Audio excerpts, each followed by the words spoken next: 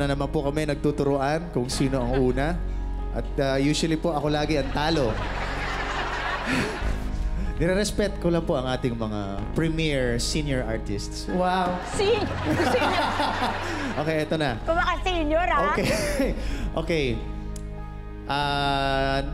Napakita nyo ang inyong kanya-kanyang galing sa pagiging soloista. Nakita ko yon sa performance nyo. Ang hinahanap ko, although dito sa Pares kontra Pares, is mas marami pang connection. Given maganda yung performance nyo, ang hinahanap ko actually, yung upuan, ano eh, para sa akin, iba siguro sa kanila, para mga realista to eh. Di ba?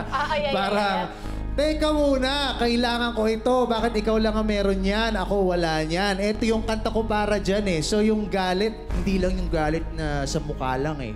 Yung galit talagang kumukulo dapat sa loob. Parang, this is so unfair. Bakit nasa inyo lang lahat yan? Naghahanap ako ng angst pa.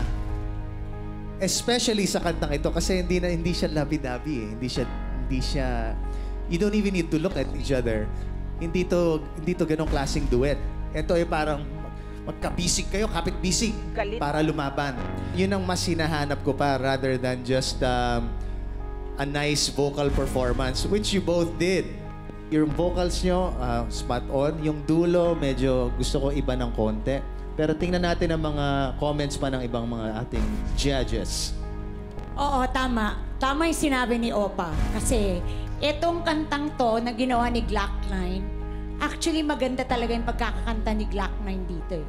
Pero gusto ko tanungin, ano ba talaga apelyido ni Glock-9? Ano ang apelido ni Glock-9? Ang alam ko lang yung ano niya, yung first name niya, Lucky. Lucky 9. Oh! Yung apelido, hindi ko alam. Ikaw, ano ba pero apelido? totoo? Hindi. Ano naman totoo eh. Ano ba apelido ni Glock-9 para Baka sa'yo? 9. Pangalan niya talaga Glock. Hindi, Aris. Ang tunay niya pangalan. Aris. Oo. Okay. So ito nga, tama siya kasi ito dapat subversibo ka eh. Kasi political na bagay ngayon sa atin. Kasi alam mo naman, sa gobyerno, di ba, ang daming balitaktakan na ganyan.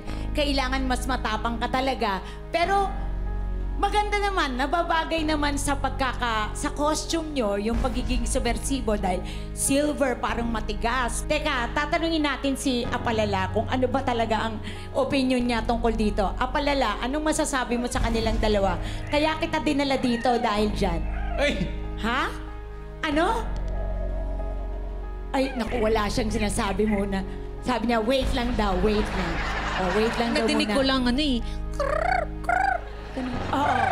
Yun na yun eh. Yun na yung kaya niya. Ano kaya ibig sabihin nung... Ang sabi niya, I think, parang aesthetic. Ganon. Sabi niya, yun daw ang performance niya. Aesthetic. Ako naman, I wanna give you, of course, the individual vocal performance nyo. Check for me. Yung inyong performance and stage presence, check naman yan. Walang duda dyan. Yung ano lang, siguro nakulangan ako sa vocal harmony.